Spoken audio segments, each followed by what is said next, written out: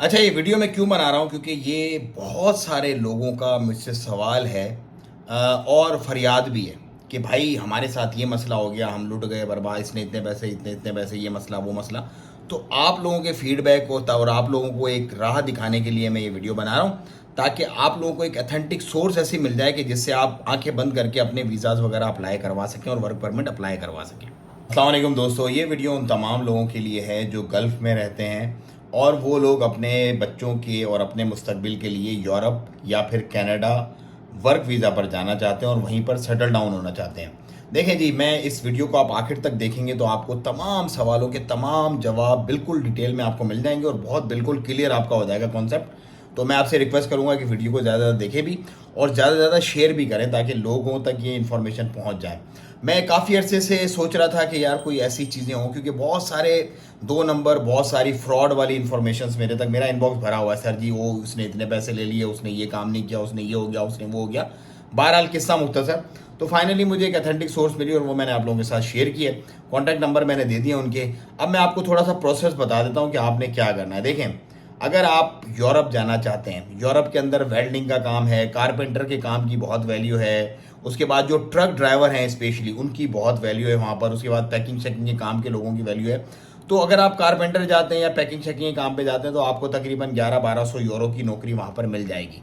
ठीक है, क्वालिफिकेशन आपकी कोई मैटर नहीं करती, आइल्स इसके अंदर नहीं चाहिए। हाँ, एक सीवी आपने ज़रूर बनानी है जिसके अंदर ए टू जी पूरी डिटेल आपको अपनी देनी है, किन किन कंट्रीज़ में आपने ट्रैवल किया, कहाँ कहाँ आपने काम किया, कितनी आपकी एज है, कहाँ का आपका पासपोर्ट है, कहाँ के रहने वाले हो, कहाँ कहाँ गए, कहाँ कहाँ से रिफ्यूज़ हुआ आपका वीज़ा, कहीं आप ब्लैक लिस्ट हुए नहीं हुए, डिटेल ए टू जी आपने वो पूरी सीवी बनानी है। उसमें भी आप लोगों को ये लोग सपोर्ट कर देंगे सीवी बनाने में, जो नंबर मैं दे रहा हूँ। उसके बाद एक काम आपने करना है और वो करना है आपने करेक्टर सर्टिफिकेट अपना जो होता है ना पुलिस वाला, यहाँ से आपने आरओपी से वो लेना और उसको स्टैम्प कराना है, जो यहाँ पे फॉरेन ऑफिस है उससे। ये काम आपने करना है। उसके अलावा आपने अपना पासपोर्ट देना है जो कि 6 महीने कम से कम जिसकी वैलिडिटी होनी चाहिए। और उसके बाद आपने अपनी जो है वो सीवी देनी है और उसके बाद आपने अपना जो भी अपना क्या कहते हैं करेक्टर सर्टिफिकेट आपने देना है। और उसके साथ ही साथ जितने भी मुल्कों के आपके वीज़ाज लगे हैं उनकी आपने फ़ोटोज़ भी उनको देनी है बंदों को। और उसके बाद वो आपका प्रोसेस जो है वो केस सबमिट कर देंगे। फ़ीस इसकी ऑफ कोर्स होगी, क्योंकि फ़ीस इतनी होगी कि वो आप 5-6 महीने में अपनी निकाल लेंगे आराम से। ये मैं यूरोप की बात कर रहा हूँ, कनाडा पे मैं भी आता हूँ इसके बाद। ये वीज़ा वर्कर्स के लिए भी है और उन तमाम लोगों के लिए जो पढ़े लिखे क्वालिफाइड लोग हैं उनके लिए भी है। अब कनाडा की बात करते हैं। कनाडा बेस्ट ऑप्शन है। कनाडा ऑफ कोर्स थोड़ा महंगा है, उसकी फ़ीस वगैरह महंगी है, क्योंकि ये वर्क परमिट जो होते हैं ना, ये किस तरह से आते हैं, क्या आते हैं, आपको पता, पूरी दुनिया में 2 नंबरी बहुत चल रही है। लेकिन जो अथेंटिक सोर्सेज हैं जहाँ पर ये काम होते ही होते हैं लोगों के, वहाँ पर इसके बहुत ज़्यादा प्रोसेसेस भी हैं और बहुत ज़्यादा, मैं आपको सीधी बात करता हूँ, आपको पता है मैं आगे पीछे वाली बात नहीं करता, हील हुज्जत चक्कर मक्कर भी होते हैं, कहीं कुछ कहीं कुछ कहीं कुछ वाली सेटिंगें होती हैं लोगों की उसके अंदर। तो उस हिसाब से वो लोग ये लोग अपने जो है ना वो तरतीब बनाते हैं। तो कनाडा के अंदर जो बहुत ज़्यादा डिमांड है प्रोफेशन की वो है जी ट्रक ड्राइवर। ट्रक ड्राइवर्स के लिए जो चांदी है वो आराम से 3500 से 4000 कैनेडियन डॉलर कमा सकते हैं आराम से, जो इनिशियली जाते हैं। उसके बाद जब वो सेटल डाउन हो जाते हैं, उनकी पूरी प्रॉपर तरतीब बन जाती है, तो वो उससे कई ज़्यादा पैसे भी कमा सकते हैं, लेकिन इनिशियली इतना कमाएंगे। और उसके लिए भी डॉक्यूमेंट जो मैंने आपको बताया वो यही देने पड़ेंगे। लेकिन ट्रक ड्राइवर के लिए बर्थ सर्टिफिकेट जो नादरा वाला है पाकिस्तानियों के लिए, वो लाजमी है, वो बर्थ सर्टिफिकेट लाजमी है। उसके बाद आपकी सीवी है, आपका पासपोर्ट है, जहाँ जहाँ आप गए, जो जो भी आपने रिफ्यूज़ल हुए, आपके वीज़ा नहीं लगे या लग गए, वो तमाम डिटेल्स आपने देनी है। और उसके बाद जो है वो आपका प्रोसेस डाल देंगे। कनाडा का जो प्रोसेस है उसके अंदर वैसे तो तकरीबन 6 महीने 7 महीने लगते हैं, लेकिन ये लोग जो आपसे कमिट करेंगे वो आपसे कम से कम 9 महीने कमिट करेंगे कनाडा के लिए, और 5 से 6 महीने आपसे कमिट करेंगे यूरोप के लिए। यूरोप का वीज़ा जो है वो 3 से 4 महीने के अंदर हो जाता है, लेकिन क्योंकि अपनी ज़बान ना ख़राब हो आप लोगों के साथ इनकी, तो ये आपसे 5 से 6 महीने कमिट करेंगे यूरोप के लिए और 9 महीने कनाडा के लिए कमिट करेंगे। 9 महीने के अंदर अंदर आपका काम आ जाएगा।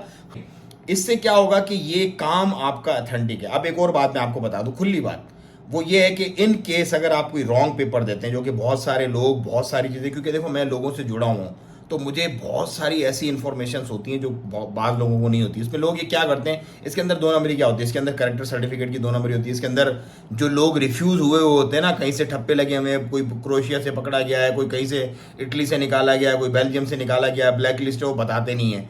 और जब वो दोबारा से पहुंचते हैं उस मुल्क में, क्योंकि उनके पास तो फिंगरप्रिंट से पूरा रिकॉर्ड होता है, तो वो जब वहाँ पे पकड़े जाते हैं, ब्लैक लिस्ट करके दोबारा से भेजे जाते हैं वापस, तो वो छोड़ डाल देते हैं, यार ये तो हमारे साथ वीजे का मसला हो गया, ये हो गया, वो हो गया। तो 2 नंबरी आपने कोई नहीं करनी। अगर आप ब्लैक लिस्ट हुए हैं, कहीं से निकाले गए, तो आपने खुल के बता देना है, क्योंकि देखो ये बिल्कुल खुला खुला सीधा सीधा हिसाब किताब है। इसके अंदर आगे पीछे ऊपर नीचे वाला कोई चक्कर नहीं है, हिल उज्जत कोई नहीं है, क्योंकि अगर आप करोगे भी ना तो आप फिर पकड़े जाओगे। यूरोप का और कनाडा का जो सिस्टमाइज फिंगरप्रिंट का निज़ाम है उससे नहीं बच सकता बंदा। तो ये आपने नहीं करना, आपने अपने सीधे साधे पेपर देने हैं। जितने भी लोग हैं जाएं, बिल्कुल इन नंबर्स पे रब्ता करें, ऑथेंटिक सोर्स है इनकी, यहाँ पे ऑफिस भी अवेलेबल है, सब कुछ है यहाँ पे अल्हम्दुलिल्लाह। आपको जो भी बात करेंगे सीधी खुली सच्ची करेंगे, लेकिन टाइम जो मैंने बता दिया, डॉक्यूमेंट जो मैंने आपको बता दिए, फीस वगैरह का आप इनसे डिस्कस कर लीजिएगा, इंशाल्लाह आपका काम हो जाएगा। तो एक और वीडियो भी बनाऊंगा जो कि फॉलो अप वीडियो होगी, उसके अंदर मैं मजीद डिटेल्स भी आपको बहुत बारीक बीनी के साथ जो है ना मैं आपको बताऊंगा कि वहाँ पर जाने के पहुँचने के बाद आपने किस तरह से 2 साल का जो आपका वर्क वीज़ा होगा उसको आपने सेटिंग करनी है यूरोप में, और जो 5 साल का आपका कनाडा का वीज़ा होगा वर्क वाला, उसकी आपने किस तरह उसको 7 साल के बाद ले जाके अपनी नेशनलिटी की तरफ, अपने जो है ना वो पासपोर्ट की तरफ अपने सफ़र को जारी रखना है। क्योंकि ये सारा A to Z होमवर्क जो है वो मैंने किया हुआ है, और वो मैं आपसे वक्तन फ़वक्तन शेयर करता रहूँगा। और आपसे भी रिक्वेस्ट है कि आप सब्सक्राइब भी कर लें चैनल को, और इस इन्फॉर्मेशन को भी ज़्यादा से ज़्यादा लोगों में शेयर करें, ताकि ये अवेयरनेस लोगों में फैले और वो फ्रॉड से बचें और सही काम सीधे सीधे की मामलात की तरफ जाएँ। दुआ में याद रखिएगा। अस्सलाम वालेकुम व रहमतुल्लाह व बरकातहू।